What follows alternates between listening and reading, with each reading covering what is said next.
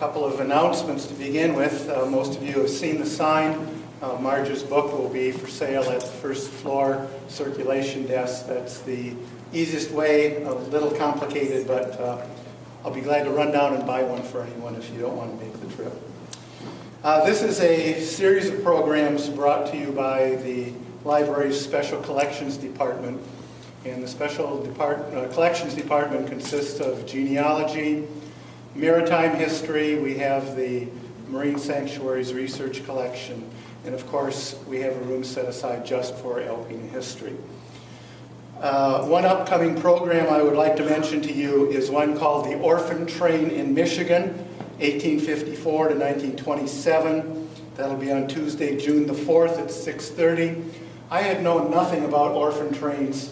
It's a fascinating and rather eerie subject to me.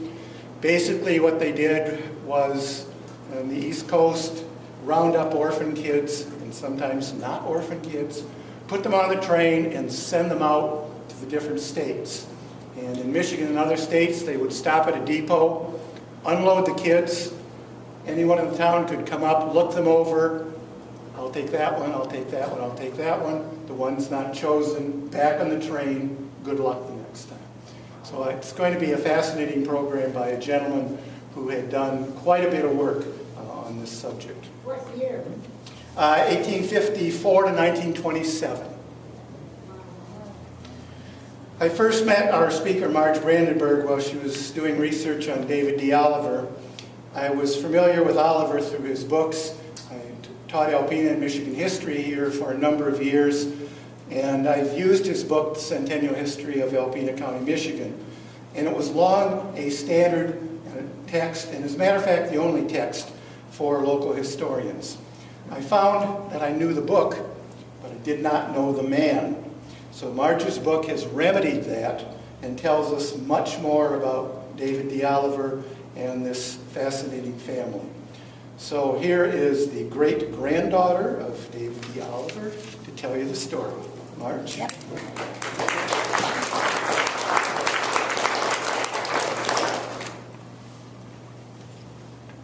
Well, get situated up here.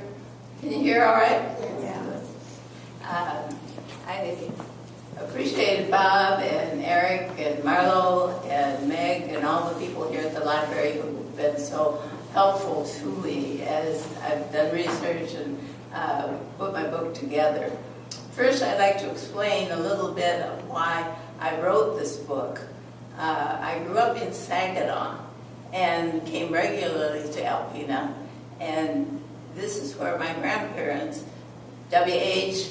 and Kate Campbell, lived. So we came here for family celebrations, and we came to the lakes, both Long Lake at first, and then later to Grand Lake. And on the cover, you'll notice the names of 4 families. These are my grandparents' names. Oliver was my grandmother's maiden name. Campbell. Edwards was my maternal grandmother's maiden name. And Livingston, who all came and lived in Alpena in the 1800s. Okay.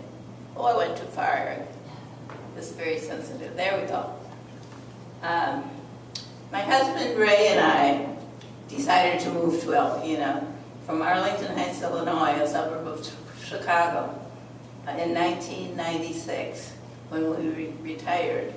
At that time, I said I knew more people in Evergreen Cemetery than I knew people living in Alpena. Now look at all the friends I have here in Alpena. It's wonderful.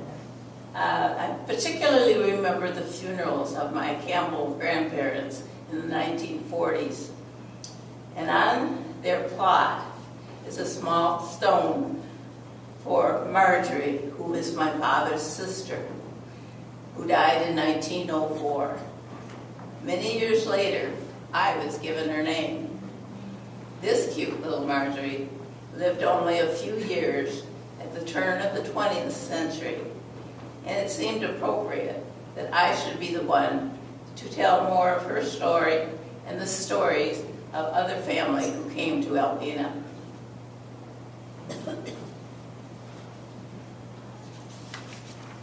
Before getting into each one of the four families, I begin with a love story of my parents, who graduated together from Alpena High School in 1914. I have several pieces of memorabilia, including their huge diplomas rolled up over here, that my mother saved from that time. In the class picture, my mother, Lily Livingston, is in the middle of the second row, and my father, Lloyd Campbell, is in the middle of the top row.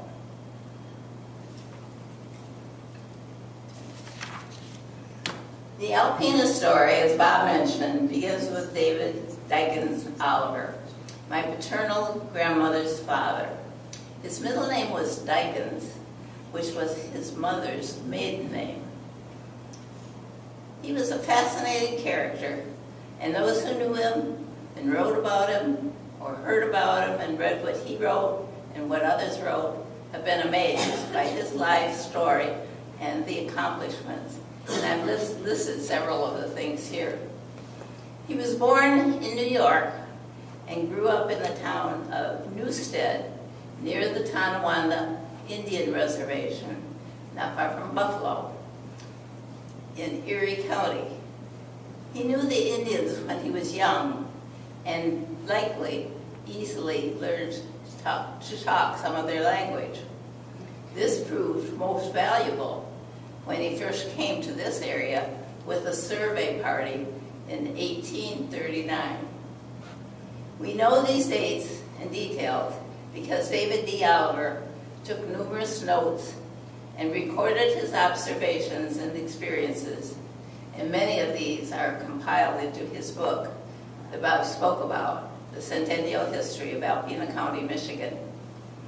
He subtitles the survey, settlement, and growth of Alpena County from 1867 to 1876.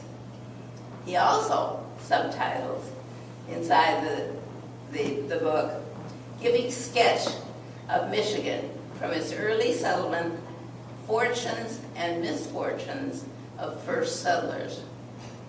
David D. Oliver was one of Michigan's first settlers. I use the name David D. Oliver because he most always signed documents that way. It was David Dykins Oliver. But for clarification, there was another younger David D. Oliver who came to this area around 1870. He was actually a nephew and a son of my great-grandfather's brother, William. This David D. Oliver and his wife, Polly, came to Osneek, likely to work in the Oliver sawmill. And descendants of this family are still in the area. Then there was another David D. Oliver who was a son of one of the Eugene Olivers. So it got a little confusing. I never knew whether the other David D. Oliver or his Dykins was the middle name, but my great-grandfather's middle name was Dykins. The Paxton connection. This is John Paxton, a friend of David D. Oliver's, who is also in the area very early on. His father, Peter Paxton, was a ship's captain from England who settled in Detroit and sailed on the lakes. Both John and his father, Peter, carried lumber from the Oliver sawmill on their ships to cities like Cleveland and Detroit. John is also credited with establishing a fishing industry in the area, working from Thunder Bay Island and later from Sugar Island. The connection is further made with David D. Oliver when David D. Oliver married Sarah Paxton, who was John's younger sister. In 1851, they were married. In doing research, I found that the stories of this Paxton connection were fascinating, and they were typical of the trials and hardships of our very early families. This gentleman's first wife was Harriet Whitten, and she died of smallpox. And I just found that out from a letter that was posted on Ancestry, written in 1849. And then he married another lady who had 2 boys and brought all these 5 children up here to the Oliver settlement and over a cold winter. And then later that second wife died, and he married the sister, Ann Whitten, a sister of his first wife. So.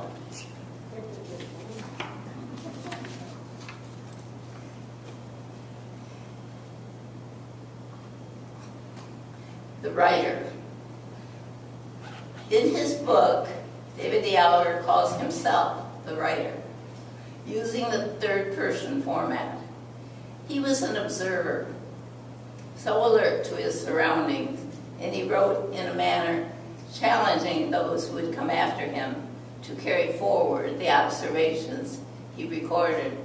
A lot of his book is about geology, and he also wrote a book on geology and the water supply in the area.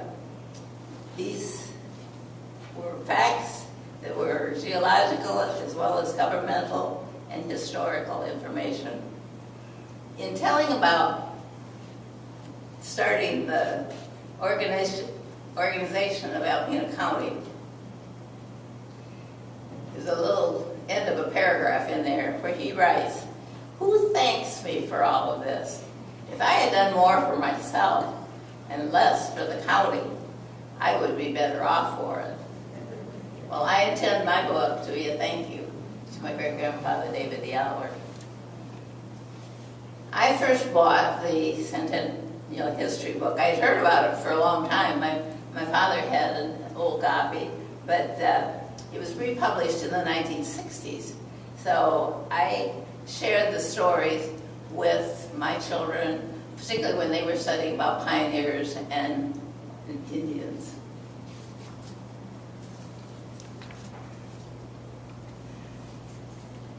I think, though, that we have Emily Oliver, who was David D. Oliver's oldest daughter, to thank for putting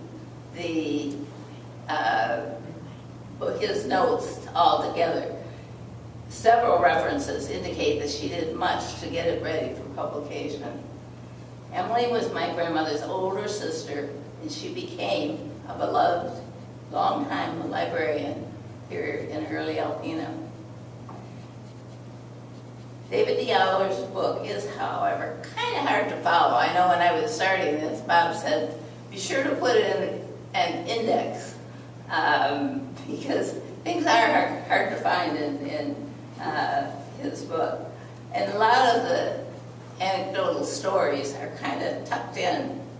For example, that was the reason why I use a lot of quotes in my book, because I wanted to use a lot of his wording. And for example, on page 7, he tells the story of the stolen clothes. Well, evidently, I think everybody knows he came up with this survey party. And they came out of the woods ready to put on their presentable clothes and to take the scooter back down to Detroit, only to find that a thief had taken the spare clothes of the principal man of the party. Well, fortunately, David D. Oliver's dress clothes the thief did not find. And so he dressed and shared what he could with the party's leader, Mr. Clayson. But Mr. Ives was out of luck because Oliver's clothes did not fit him. So he had to wear his woodsman attire and onto the scooter. Well, when it came dinner time on the scooter, Oliver, who was dressed formally, was invited with Mr. Clayson to sit at the first table with the ship's officers, and Mr. Ives had to wait for the second table with the sailors in common hand. So this is the way, the wording of my great-grandfather. He said, the thief, perhaps, with the stolen clothes on, was seated at first table somewhere and enjoying himself hugely in the company and confidence of the wise and good. This little episode taught the writer the fact, which he then noticed and from which he never has been compelled to retreat, that people as strangers are judged by their fellows more by the purity of their clothes, the clothes they wear, than the purity of heart, character, or employment.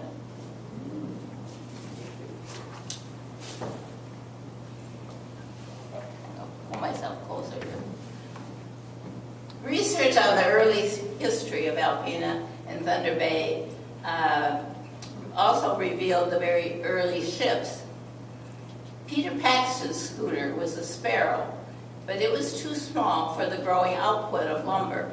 So Oliver bought a bigger schooner, the Marshall Nag. But the Nag needed repair and renovation, so John Paxton took on this job. And he ordered supplies that were brought out to Thunder Bay by this ship, the Julius D. Morton.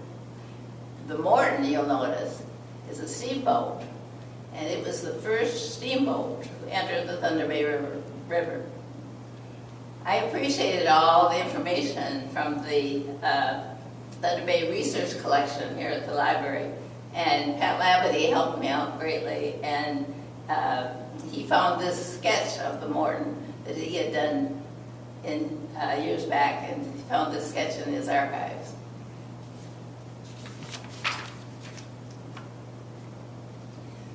So now the Campbell family. I remember my grandparents like this at their home on 209 State Street. Kate Oliver married Will Campbell at the Oliver home, David D. Oliver's home, which was also on State Street, I think, in the 100 block, on July 14th, 1886. They lived in Alpena to see their 60th wedding anniversary. I proudly wear a bracelet that was a gift that my grandmother was given on her 50th anniversary. Their wedding invitation was given to me by Doug Pratt. Doug, raise your hand over here. As I said, Doug is also a descendant of David D. Oliver through my grandmother's brother, Eugene. And when I first came to Alpena, when we retired up here, I came here to the library, and there had been a picture of David D. Oliver in the library, and it was gone. So I asked at the desk, and they said, "Oh, no, we're going to put it back up. We're just doing some renovations." And it might have been Judy Stillian. She said, "Oh, you must be going to the Oliver reunion." And I said, "No, I don't even know any of the Olivers." So she gave me Doug Pratt's phone number, and I called Doug, and we went to the reunion, and I found out a lot about my Oliver family history and genealogy. It was very interesting and helpful.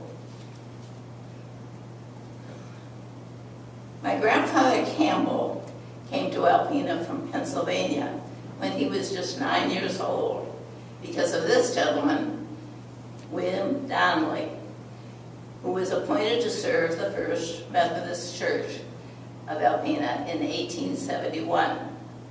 Reverend Donnelly had recently married my grandfather's mother, Mary Elizabeth Bratton, who was twice a widow.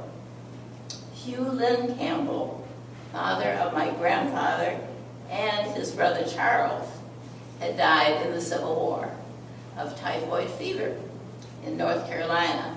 And now I found out that it was typhoid fever through research that his grandson, Steve Campbell, Steve, raise your hand there, had done from his grandfather, Charles. And so Steve provided me the pictures from the grave of Hugh Lynn Campbell, who was my grandfather's father. Reverend Donnelly's time here in Alpena was short. He died in 1886, but he had performed the wedding of Kate and Will before he died. It was several months later. But he left a legacy of caring and compassion during times of a smallpox epidemic, fires, and many difficulties. Everyone of all faiths called him Father Donnelly. Several of his grown children also migrated from Pennsylvania to Alpena, including his daughter Caroline, who had married a gentleman named McKim. And some of you may remember Franklin McKim. This would have been a grandson of his. I like this photo of Carrie McKim. Caroline was known as Carrie. She was either driving or maybe posing in this automobile by their home. And this was in a book that Bob Paul Tiener wrote on one of his Alpena Gleanings, book 2. I never knew Franklin McKim, but he was well known in Alpena, and I have been in contact with his niece through the Ancestry.com site. They lived quite close to the Campbell family, which the Campbell home was a tall Victorian located on the north side of the river. The parking lot for St. Mary's Church now occupies that property, and Dock Street is now North 2nd Avenue. The blueprint that you see over here, you have to kind of get up close to read it, but I've reproduced it in the book on pages 58 and 59. It's a wonderful collection of the Campbell Victorian home. My Uncle Walter did this from memory and sent a copy to each of his brothers. The details are certainly descriptive of the life that this home surrounded.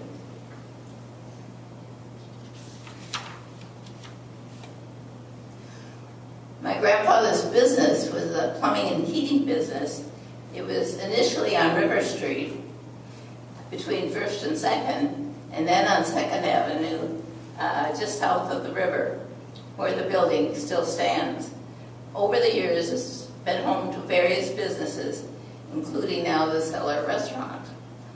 I found 7 types of my grandfather's business letterhead from the files of the First Methodist Church. My grandfather was the church's official board, on the official board, and as secretary he took detailed minutes of the meetings on his business stationery. So in my book I include a couple of stories from the papers that were in these files from the First Methodist Church, and Alice Silver had helped put me in contact to know about those papers, most of which were written by my grandfather.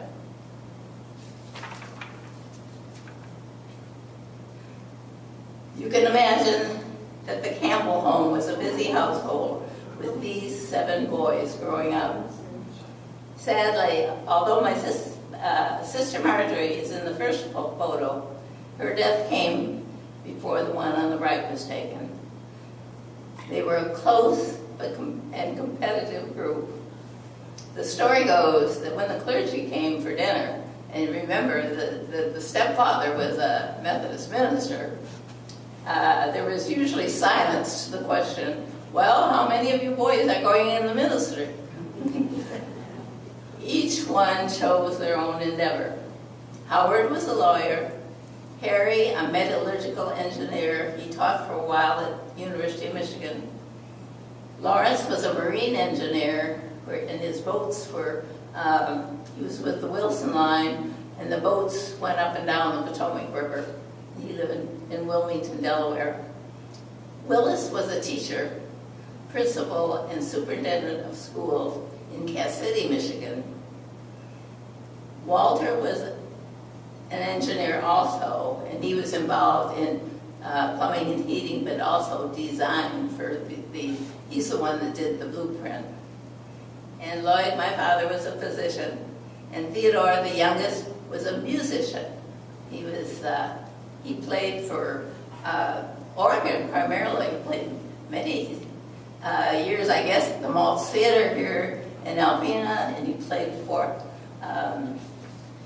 in supper clubs out in California. This is how I remember my Campbell uncles.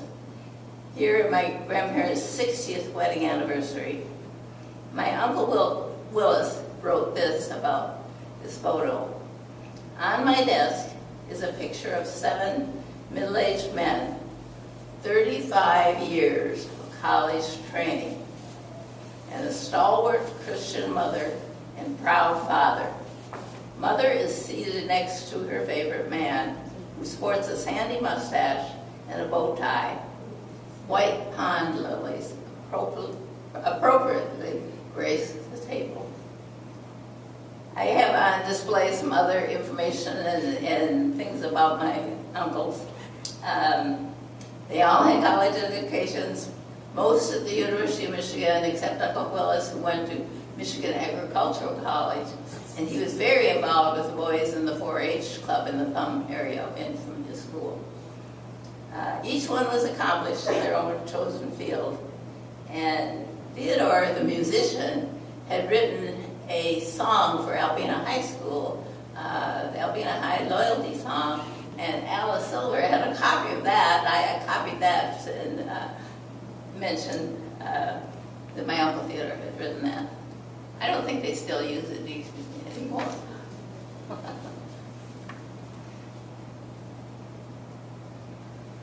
Although I didn't know much about my maternal grandparents, the Edwards, I did know my mother's Uncle Will Edwards, and he had a unique relationship in early Alpena that I thought warranted highlighting. He was part of Company B of the Michigan Regiment of National Guard troops. There were 92 volunteers who left from Alpena in 1898 to fight the Spanish-American War. Although it was a short war, they were in action in Cuba for 56 days. 6 gave their lives, and many had malaria and other diseases. Several letters that Will sent back home to Alpena tell of his experience, including the comment when they were camped outside Washington, D.C., that the country is not as well settled here as it is around Alpena. Hard to believe, but Alpena was a very thriving town around the turn of the century. Well, Uncle Will returned to Alpena, and he married Laura Holmes, and he worked for the D&M Railroad. I have his watch and a few of his things on display. Their home was located where the Alpena Mall is now. Back in the 70s, we had to come up from Arlington Heights, Illinois, to Karen was little, and to empty out Uncle Will's house because they had found a will that my mother's Uncle Will had written, and Uncle Will and Aunt Laura had 2 children. William Jr. Lived in the home for about 20 years after his parents died in the 50s, and the daughter also died at a young age, and there were no descendants there. So my mother was, who was living in Saginaw, had the responsibility for that family. How am I doing time here? The funny story is we had, my mother was very concerned about where William, the son, was buried. And it seems that it was January when he died. And he had pulled out on 23 and was in a car accident, but he didn't pass away until several years, or several weeks later, but still from probably some of the trauma from that accident. And so people didn't know that he had relatives, and they had bought a plot and buried him in Evergreen Cemetery, but my mother insisted that he be buried in the family plot, so we had to move Uncle Will from the new plot to the family plot, and my mother, of course, got a headstone for him with the rest of the family.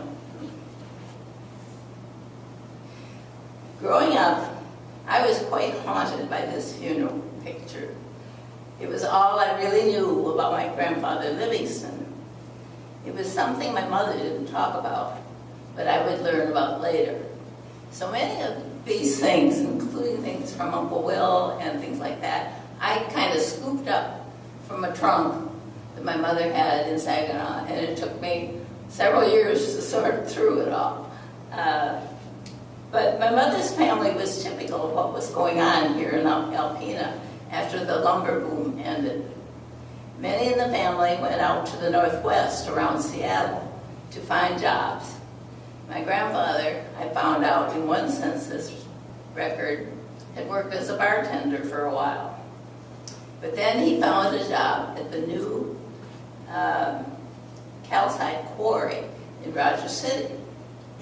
And it was here that the tragic accident happened in 1915 when he was killed. My mother was working at the Tabor Tannery, and she was being courted by Lloyd Campbell, who was driving a car that belonged to Dr. Cameron, who was a doctor here in town. Dr. Cameron never drove, but my father drove for him, and they went house to house, and my father saw all the what a medical doctor does. And because her mother and my mother's mother and her brother, who was looking for work, and two younger sisters had gone for a visit out west, my mother was left in the position of a responsible family member. Of course, there were many family on both sides who supported her, and the details of all of this are written in a 26-page pencil-written letter to her mama, who was out west. When I first read this letter, I was filled with tears and sadness, but then also amazed at how relatives jumped in and how the town came together at this time of tragedy. My mother wrote, "I never saw such a large funeral as poor Papa had. The house was packed, and I heard Mr. Law saying that not a third of the people got in the house. The Eagles had all walked to the cemetery, and their house was about the 1000 block on State Street. There were over 100. Some said there were 300, but I do not know exactly. I know that they walked 3 abreast, and they filled the whole block between State and First on Campbell Street. Then there were 5 hacks, and every buggy in town was hired because some people tried to get horse and buggies and could not. Then there were automobiles. I don't know how many, but I heard it was a 5-block funeral. So can you imagine, they went all the way from South State Street down around Campbell out to Evergreen Cemetery, many of them walking. After the tragedy, my mother, Lily Livingston, left Alpena to go and live in Seattle with her mother and 2 younger sisters. She had an Alpena High School education as a stenographer. That included training in typing, in shorthand, and bookkeeping. And she had experience in a couple jobs, one here in Alpena at the Tabor Tannery and another one up in Rogers City. In Seattle, she was able to secure a job with an export and import firm, and her meticulous attention to detail made her a valuable employee. So much so that when her employee was transferred to Shanghai, China, he asked her to come along and to continue to work for him. This was the time of the First World War, and the job was with the United States Shipping Board. So she probably got her government assignment and clearance and her passport and a little pin that signified her participation in the war effort, a pin that she proudly wore throughout her life. I included in the book a very descriptive letter about her ocean voyage to China, and I have a scrapbook over here you're welcome to look through about some of her pictures and postcards from China and Japan. And the letter tells a little bit how she bought the kimono from the yellow silk kimono that was Japanese, And she had bought it on the way over. And I appreciate Sue Skibby, who helped me set up the pictures for the book and a few of the things for the display today, so that I kind of showed how lovely the kimono is. My mother's China stay lasted 2 years, 1919 to 1921, and she changed jobs after a year. Her mother had insisted that she put away enough money to travel back home, and she always said that her passage home was paid twice. She always talked with enthusiasm about her busy, happy time in China and was very fond of the Chinese people. You'll notice a set of dolls. My mother had a maid, a personal maid, who, when she was over in China, who was called an ama, and her ama made the dolls and gave them to my mother. All this time, she was corresponding with Lloyd, who entered pre-medical school at the University of Michigan, and later medical school at Northwestern University in Chicago. She committed to attend his graduation from medical school, and she did after she came back in 1921. And at that time, when she came back up to Alpena and stayed at the Campbell home, but then she went back to work in Seattle. My father still had some of his medical training to do. And then he started his medical practice in Saginaw, and many letters went back and forth, and they planned to meet and get married in Chicago. Mother and her friend Betty, if you can imagine, bought an automobile in Seattle. They advertised and interviewed and employed a driver. They couldn't drive. They needed a man to drive. So somehow they found a good, kind gentleman who drove them, and some of the stories in the letters about their trip cross country are really kind of funny, how they got stuck in the mud and going through Salt Lake City. It was really quite something. How they ever got to the wedding on time, I'll never know. Her friend Betty wrote this little note that was sent when my parents had their 50th wedding anniversary party, and that was more of a celebration, that 50th anniversary at the Grove. A lot of you remember the Grove restaurant. They were married September 1st, 1923. So I mentioned coming to Alpena to visit my grandparents. My grandmother, oh, I missed this. That was the China one. Oh, and yes, there was the other gentleman in China, the other boyfriend who wanted her to come back to China, but she was true to her high school sweetheart and came back to Alpena. But I mentioned, wait a minute, there, coming to Alpena to visit my grandparents. My grandmother, Kate Gamble, had 2 cottages on Long Lake on Gutchess Road. One was a large cottage that was built around the turn of the century called Sunnyside. And it was used by many who came out from town for picnics and special occasions. And one of the keepsakes from this well-known place is a guest book that I have on display. A lot of names in that guest book that are familiar to people in Alpena. And when I was in high school, we built a cottage on Whiskey Point on Grand Lake, and I included a bit of the history of this area, especially since it is the vacation place where my 4 children have come all their lives, and now my 10 grandchildren continue to come, bringing friends and extended family.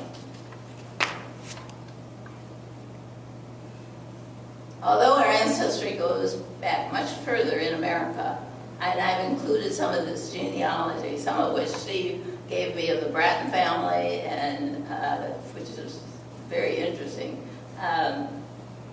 It was David D. Oliver who was the pioneer in this area. And I'm really happy to have two of my daughters here with me. This is Karen McRitchie and Amy Davis, and a granddaughter, Darian Davis. And since I wrote this book, particularly for my grandchildren, I wanted them to know why they come to Alpena.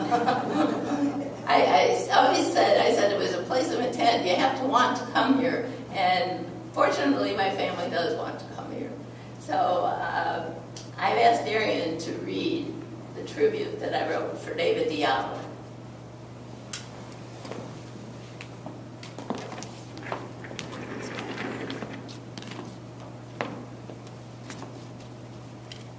Go sit down here.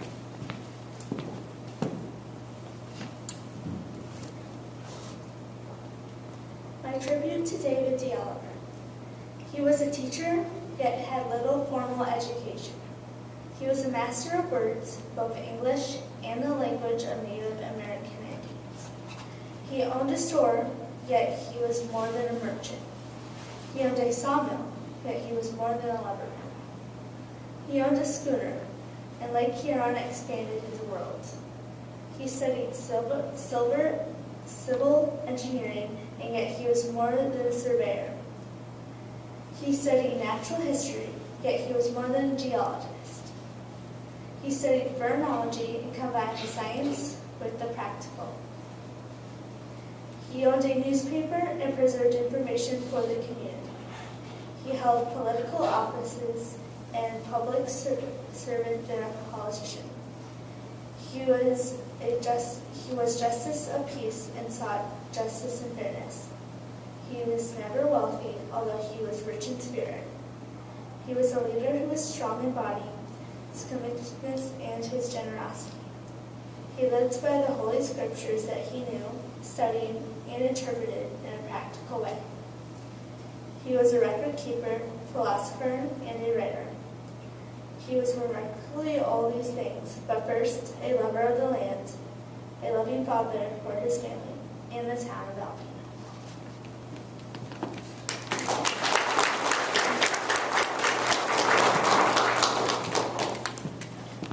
I'd like to have any of you add anything.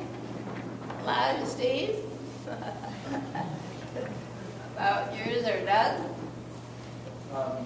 I met Marjorie, like she had said, I'd come up here with a cousin to do family history, and we saw the picture in a couple days. We were getting ready to have the family reunion out in Covered Lake where I had a dairy farm. And I met Marge by accident, actually.